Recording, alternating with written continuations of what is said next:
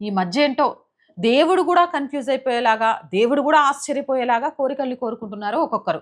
మొన్నటికి మొన్న మనం చూసాము. మా అత్త చచ్చిపోవాలి అంటే రూ. 20 నోటు మీద రాసి కోడలు దేవుడికి హుండీలో వేసింది. ఇప్పుడు ఒక భార్య తన భర్తకున్న ఎఫైర్ పోవాలి అని వింత పూజలు చేసింది గుళ్ళో. అమ్మా నా భర్త ఇగో ఈ ఫోటోలో ఉన్న అమ్మాయితో ఎఫైర్ పెట్టుకున్నాడు కాబట్టి ఈ అమ్మాయిని ఇడిచిపెట్టాలి అని పసుపు కుంకుమ తాళితోటి పూజ చేసిందట. నా కాపురం చల్లగుండేలాగా చూడు, నిండు నూరేళ్లు ముత్తైదులాగా ఉండేలాగా చూడు, నా భర్త ఆరోగ్యం బాగుండేలా చూడు అనే కోరికల్ని పక్కన పెట్టేసి ఇప్పుడు ఎఫైర్లు తెగదెంపులు కావాలి అని దేవుళ్ళకు పూజలు చేసే స్థాయికి జనాలు వచ్చారు. జనాలే కాదు దేవుడు కూడా కన్ఫ్యూజన్ అవుతాడేమో కలియుగంలో ఏం జరుగుతోంది అని. ఇది హైదరాబాద్ లోని సూర్యగురి ఎల్లమ్మ ఆలయం ఈ వింత ఘటన జరిగింది.